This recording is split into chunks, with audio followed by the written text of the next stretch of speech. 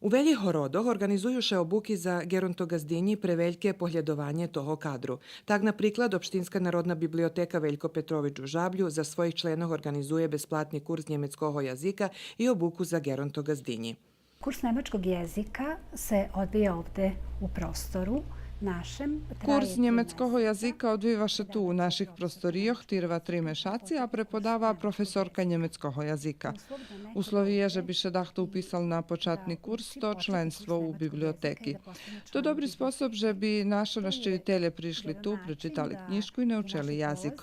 Obuka za gerontogazdinje organizuje se u sotrudnjistve s Domom za duševno hori osobi za Ščurogu. Pokrovitelj opština Žabelj, a sotrudzuje z nami i Dom zdravja za Žablju.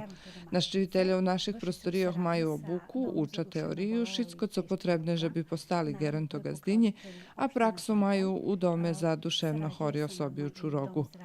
Na obuki buduci gerontogazdinji nie uča ljičic, ali uča jak pomognut starim, horim i dementnim osobom. Za teraz to tu obuku zakončeli kolo 20 osobi, a tirva prijavjovanje za novi kurs njemeckoho jazika i za obuku za gerontogazdinji. To ti co dostanju sertifikat možu konkurovac i za robotu u Njemeckiej.